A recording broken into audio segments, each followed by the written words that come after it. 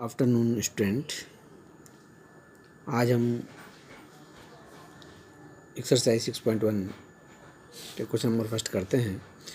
इसमें देखिए देखा आपके पास वृत्त के क्षेत्रफल के परिवर्तन की दर इसकी त्रिज्या r के सापेक्ष ज्ञात कीजिए। वृत्त के क्षेत्रफल के परिवर्तन की सापेक्ष निकालनी है, आपने r के सापेक्ष ज्ञात करनी है। तो यहाँ पर प्रश्न नंबर ए दे रखा है r बराबर 3 सेंटीमीटर और b बराबर दे रखा है r बराबर 4 सेंटीमीटर। दो सवाल दे रखे इस पे। तो इसमें मान लेते हैं हम, माना त्रिज्या r वाले वृत्त का क्षेत्रफल a है। r त्रिज्या वाले वृत्त का क्षेत्रफल a है। क्षेत्रफल का सूत्र आपको पता होना चाहिए। तो यहाँ पे a बराबर पाई r का स्क्वायर क्षेत्रफल का सूत्र होता है। वृत्त के क्षेत्रफल का a बराबर a जो एरिया हो गया पाई r का स्क्वायर। r के सापेक्ष अवकलन करने पर इसको हम r के सापेक्ष अवकलन कर देंगे तो dA अपॉन dr बराबर 2 पाई r। ये हमने 11वीं में पढ़ा हुआ है अवकलन। तो इस प्रकार से यहाँ पे इसका अवकलन करेंगे, r के सापेक्ष करना हमने, तो dA upon dr that is equal to ये पहले आता है 2 और पाई r। और इस प्रकार से यहाँ पर आपके पास क्वेश्चन दे रखा है ए वाला, ए नंबर क्वेश्चन दे रखा है। तो इसमें r बराबर 3 रखने पर इसमें हम क्या कर देंगे, r की जगह पर 3 रख देंगे। तो आपके पास आएगा dA अपॉन dr बराबर 2 पाई इंटू 3, मल्टीप्लाई कीजिए 6 पाई 6 पाई, और ये आपके पास आएगा सेंटीमीटर स्क्वायर प्रति सेंटीमीटर। तो इस प्रकार से आप जो है यहाँ पर इसका सॉल्व हल कर सकते हैं। क्वेश्चन नंबर 2, एक घन का आयतन 8 सेंटीमीटर स्क्वायर प्रति सेकंड की दर से बढ़ रहा है। पृष्ठ क्षेत्रफल किस दर से बढ़ रहा है जबकि इसके किनारे की लंबाई 12 सेंटीमीटर है। पृष्ठ क्षेत्रफल आपने बताना है।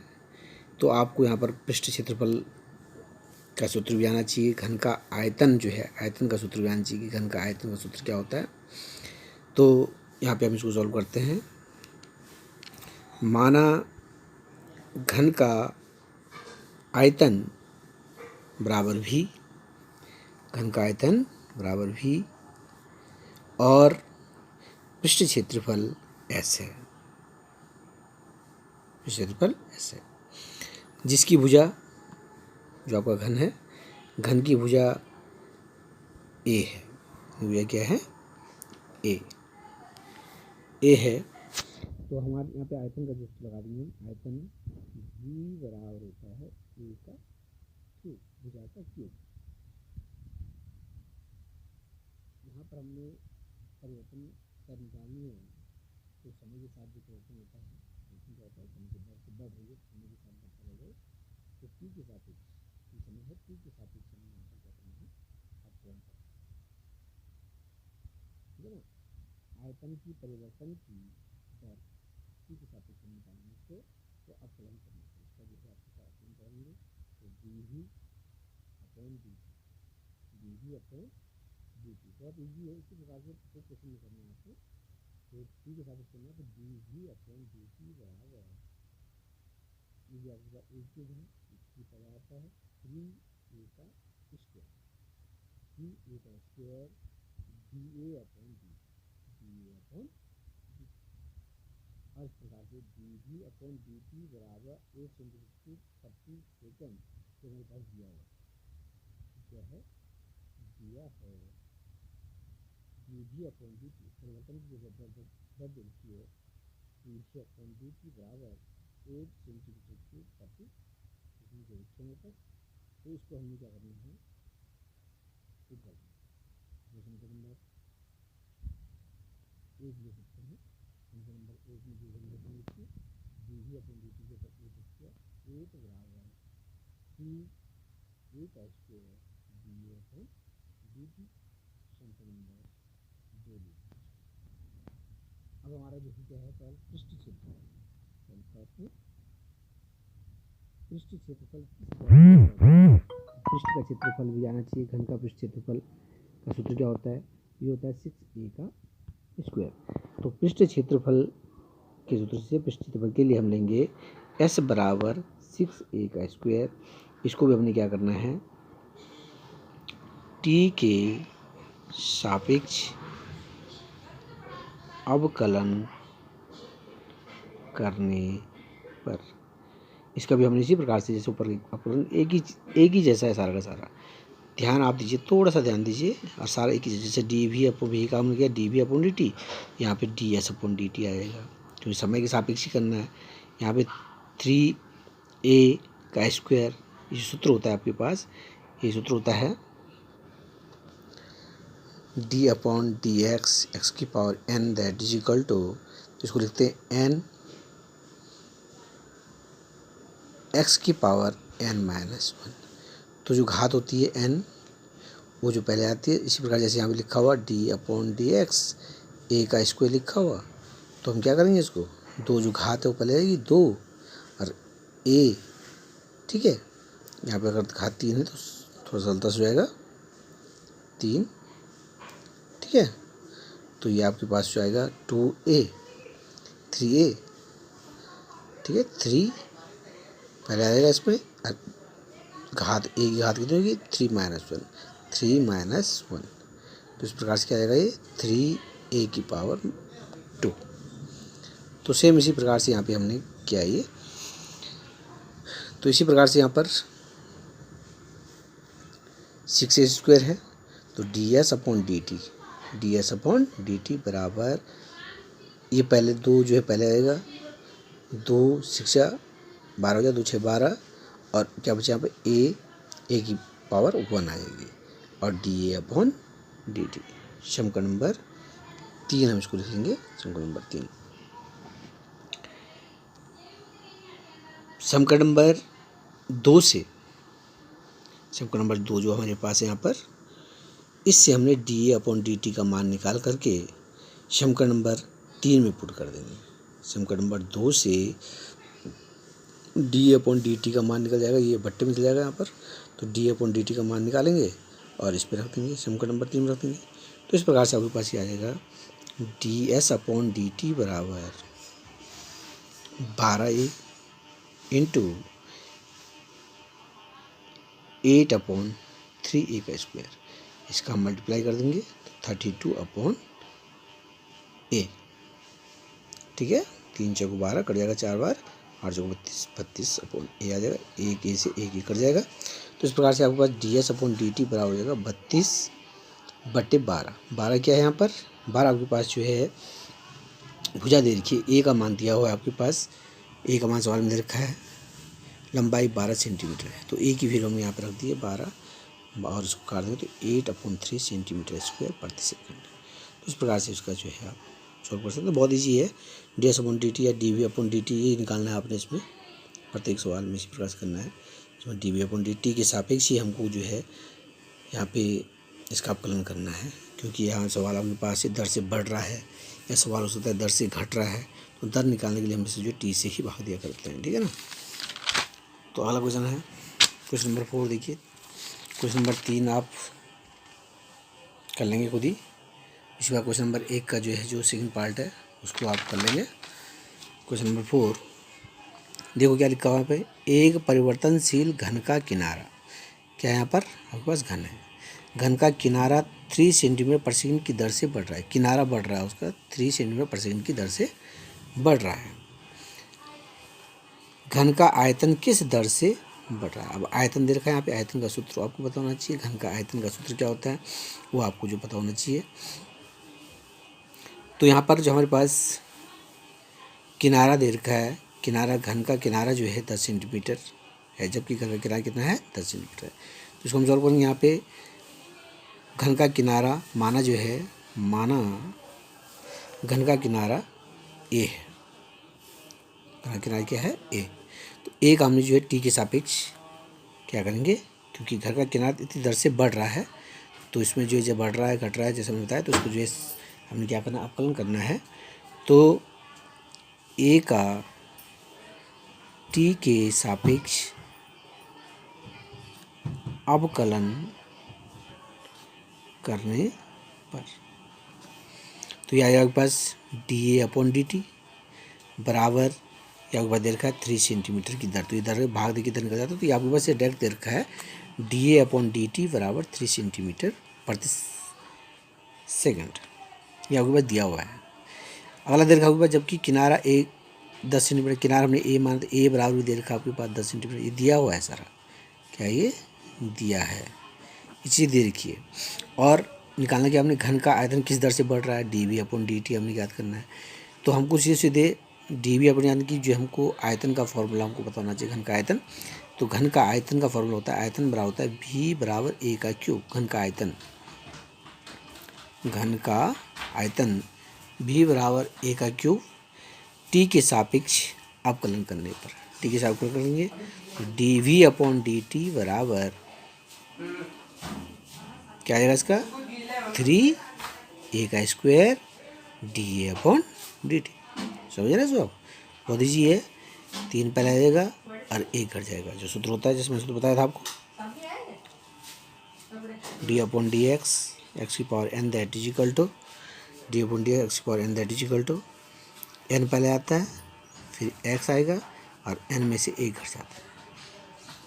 तो उसी प्रकार से यहाँ पे हुआ, ये n ऊपर वाला है, n पहले आ गया, फिर a इसमें से 1 घट गया, -1 स्क्वायर dA/dt।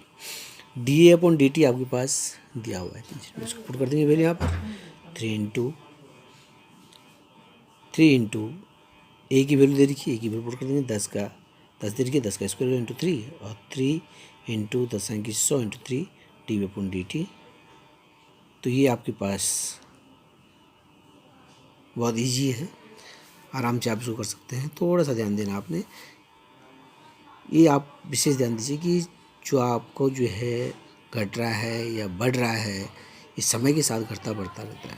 तो इसलिए समय से ही हमने क्या करना है, यहाँ पर अवकलन करना है, समय के सापेक्ष ही अवकलन करना है प्रत्येक उसमें। अगला क्वेश्चन आपके पास है, देखिए, एक स्थिर झील में एक पत्थर डाला जाता है और तरंगें वृत्तों में 5 सेंटीमीटर प्रति सेकंड की गति से चलती हैं। वृत्त के रूप में 5 सेंटीमीटर प्रति सेकंड की गति से चलती है। जब वृत्ताकार तरंग की त्रिज्या 8 सेंटीमीटर है, तो उस क्षण घिरा हुआ क्षेत्रफल किस दर से बढ़ रहा है। घिरा हुआ क्षेत्रफल का यहाँ पे जो आपको पास सूत्र होना चाहिए याद, ठीक है। क्षेत्रफल किस दर से बढ़ रहा है, तो क्षेत्रफल का होने, बाकी चीज़ें आपके पास दे रखी है सारी की सारी। अब आपके पास क्या दे रखा है, डाला जाता है और तरंगें वृत्ताकार 5 सेंटीमीटर पर सेकंड की गति से चलती हैं, यानी कि इसकी जो है त्रिज्या बढ़ रही है, 5 सेंटीमीटर की गति से सेंटीमीटर पर सेकंड की दर से गति कर रही है, यानी कि त्रिज्या में क्या हो रही है, वृद्धि हो रही है। तो यहाँ पर त्रिज्या जो है किस दर से बढ़ रही है वो दे रखा है यहाँ पर, ठीक है। अगर आपके पास त्रिज्या भी दे रखी है, ये त्रिज्या किस दर से बढ़ रही है, ये त्रिज्या दे रखी है, ये दो चीज़ आपके पास दे रखी है, आपने क्षेत्रफल का सूत्र लगा देना है। आपके पास जो दे रखा है उसको लिख लीजिए, माना तरंगों से बने वृत्त का क्षेत्रफल, तरंगों से बने वृत्त का क्षेत्रफल ए मान लिया हमने, ए है, r बराबर 8 सेंटीमीटर दिया हुआ है, dR/dt बराबर 5 सेंटीमीटर पर सेकेंड, ये भी आपके पास दिया हुआ है। वृत्त का क्षेत्रफल का सूत्र आपको पता होना चाहिए, a बराबर पाई r स्क्वायर। t के सापेक्ष आपने क्या करना है, अवकलन करते क्या आ जाएगा यहाँ पे dA/dt बराबर पाई तो कांस्टेंट है 2 पाई dR/dt, ठीक है ना जी, यहाँ पे दिया रहेगा, उसी को करना आपने। तो इस प्रकार से आपको आ जाएगा ये dA/dt बराबर 2 पाई r dR/dt। अब देखिए यहाँ पे 2 पाई r का मान आपके पास दिया हुआ है, dR/dt का मान दे रखा है, मान रख देंगे, ऐसे डायरेक्ट फॉर्म आंसर आ जाएगा।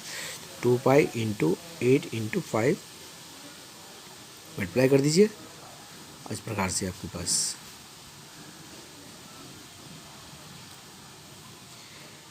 क्षेत्रफल जो किस दर से बढ़ रहा है उसका आंसर आ जाएगा। अगला क्वेश्चन नंबर 6 देखिए, एक वृत्त की त्रिज्या 0.7 सेंटीमीटर पर सेकंड की दर से बढ़ रही है, इसकी परिधि की वृद्धि की दर क्या है। परिधि का सूत्र आप पता होना चाहिए, वृत्त की परिधि का सूत्र पता होना चाहिए। जो चीज़ देखिए वृत्त की त्रिज्या 0.7 सेंटीमीटर पर सेकंड की दर से बढ़ रही है, यहाँ पे जो त्रिज्या की बढ़ने की दर दे रखी है dR/dt दे रखी है।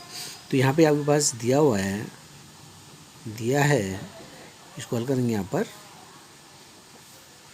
dr/dt दे रखा है 0.7 सेंटीमीटर पर सेकेंड।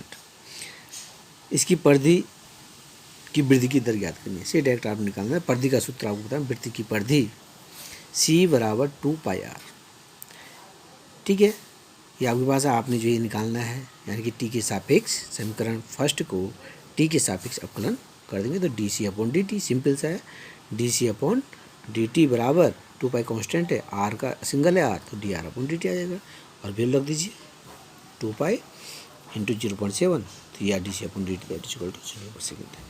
इसी प्रकार से सातवां सवाल है, एक आयत की लंबाई x रूप में दे रखी है 5 सेंटीमीटर प्रति मिनट की दर से घट रही है। यहाँ पे घट रही है तो दर से ही घट रही है, तो वही बात आएगी। और चौड़ाई दे रखी है y 4 सेंटीमीटर प्रति मीटर की दर से बढ़ रही है, चौड़ाई बढ़ रही है।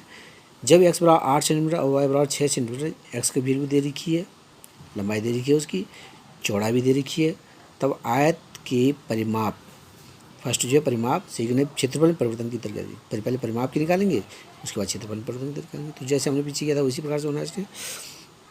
मैंने आयत की लंबाई दे रखी है x, चौड़ाई दे रखी है y, तो यहाँ पे दे रखा है x बराबर भी दे रखा है, कितना दे रखा है यहाँ पे 8 सेंटीमीटर, और चौड़ाई दे रखी है y बराबर 6 सेंटीमीटर। क्या आपके पास गिवन है, परिमाप का p मान लेते हैं, दिया है आपके पास, ये दिया हुआ है यहाँ पर किस दर से जो है घट रही है, तो घट रही के लिए जो है क्या माइनस का चिन्ह लगाते हैं। आयत की लंबाई x 5 सेंटीमीटर प्रति मिनट की दर से घट रही है, तो यहाँ पर इसको क्या लगाएंगे हम, माइनस का चिन्ह लगाते हैं dx/dt। क्या घट रही है, इसकी लंबाई घट रही है dx, तो t के सापेक्ष है ये घटना दर जो है हमेशा t के सापेक्ष निकलती है, dx/dt बराबर -5 सेंटीमीटर प्रति मिनट, और चौड़ाई जो है बढ़ रही है तो ये प्लस में आएगा, dy/dt बराबर 4 सेंटीमीटर प्रति मिनट की दर से। ये आपके पास दिया हुआ है और वृत्ति हमने ये दिया हुआ है। ठीक है ना, परिमाप नहीं याद करना है। परिमाप p बराबर होता है 2 लंबाई धन चौड़ाई, लंबाई क्या x है, चौड़ाई y है, तो x + y, तो t के सापेक्ष अवकलन करने पर dp/dt बराबर 2 कांस्टेंट है। अब इसमें सिंगल है तो dx/dt प्लस dy/dt आ जाएगा, और स्क्वायर होता तो पीछे आता ही कुछ, स्क्वायर तो है नहीं, सीधा है तो dx/dt और dy/dt। तो यहाँ पे वैल्यू रख देंगे हम 2 dx/dt की वैल्यू आपके पास है -5, dy/dt +4, इसको सॉल्व कर लेंगे। तो इस प्रकार से यहाँ पर ये मान रखने के बाद ये आपको -2 सेंटीमीटर प्रति मिनट की दर से घट रही है। इसी प्रकार क्षेत्रफल निकालेंगे, क्षेत्रफल परिवर्तन दर, क्षेत्रफल का सूत्र होना चाहिए a बराबर x × y, लंबाई गुणा चौड़ाई, t के सापेक्ष अवकलन करने पर dA/dt आ जाएगा बराबर x सिंगल है, यहाँ पे फॉर्मूला लगता है एक, ठीक है ना, यहाँ पे 2 पद मल्टीप्लाई में है, तो प्रथम फलन दूसरे फलन का अवकलन प्लस द्वितीय फलन प्रथम फलन का अवकलन, तो ये जो हमने यहाँ पे सूत्र रख दिया, x dy/dt y dy सबकी वैल्यू आपको पता है, मान रख दीजिए 8 × 4 प्लस y की मान 6 इंटू -5 32 -30, यहाँ पर जो है क्षेत्रफल निकल जाएगा, क्षेत्रफल जो है 2 सेंटीमीटर स्क्वायर प्रति मिनट की दर से बढ़ रहा है। 8वां क्वेश्चन देख लीजिए, एक गुब्बारा जो सदैव गोलाकार रहता है, एक पंप 900 सेंटीमीटर गैस पर सेकंड की दर से भरकर फुलाया जाता है। गुब्बारे की त्रिज्या में परिवर्तन की दर क्या थी, गुब्बारे की त्रिज्या में परिवर्तन की दर हमने यहाँ पे करनी, त्रिज्या जो किस प्रकार से इसमें घट रही है, बढ़ रही है यहाँ पर। तो यहाँ पर जो है क्या दे रखा हमारे पास 900 सेंटीमीटर क्यूब, यानी कि ये जो है आयतन दे रखा है, ठीक है, गैस पर सेकंड की दर से भरकर सेंटीमीटर क्यूब, यानी कि आयतन, क्यूब मात्रा किसका होता है, आयतन का, तो आयतन यहाँ पे दे रखा है, तो दिया है हमारे पास dV/dt, आयतन दे रखा है 900 सेंटीमीटर क्यूब, क्योंकि दर दे रखी है प्रति सेकंड की दर से भर कर फुलाया जाता है, तो ये दर ही है प्रति सेकंड की दर, तो टी के बाद 900 सेंटीमीटर क्यूब आ जाएगा। त्रिज्या दे रखी है यहाँ पर r बराबर 15 सेंटीमीटर, तो गोले का आयतन का सूत्र आपको पता होना चाहिए, v बराबर 4/3 पाई r का क्यूब। टी के सापेक्ष अवकलन करने पर dV/dt बराबर 4/3 ऐसे रहेगा, पाई भी ऐसे रहेगा। इसका हमने आपको हो जाएगा 3r² 3r² dr/dt। डी अपन डी दर्ज इसको जो यहाँ पे 3 से 3 कट जाएगा, 4πr² dr/dt। ये आपके पास dv/dt आपके पास दिए रखा है, तो 900 × 4π, r की वैल्यू भी दे रखी है, मान रख दीजिए d/dt। तो dr/dt का मान हमने यहाँ पे याद करना है, तो ये 900 ये इसके बट्टे में चल जाएगा, ठीक है, कट जाएगा ये। तो dr/dt बराबर 1/4 सेंटीमीटर प्रति सेकंड। तो r में परिवर्तन की दर कितना हो जाएगा, 1/4 पाई, पाई भी यहाँ पर 4π सेंटीमीटर प्रति सेकंड की दर से ये क्या हो रहा है, फुला जाता है। इसकी जो त्रिज्या में परिवर्तन हो रहा है 4π सेंटीमीटर प्रति सेकंड की दर से हो रहा है। तो इस प्रकार से आप क्वेश्चन को सॉल्व करते रहिए और बाकी सवाल भी आगे करते रहिए। फिर हम नेक्स्ट चैप्टर करेंगे, जहाँ पे कोई दिक्कत आएगी तो पूछ लेना। और घर पे रहिए, स्वस्थ रहिए, मस्त रहिए, लेकिन अपना पढ़ाई पर भी ध्यान देते रहिए। कुछ बच्चे पढ़ाई पर ध्यान नहीं दे रहे, तो इसमें मौका है पढ़ने का, घर पे आराम से पढ़िए। ओके।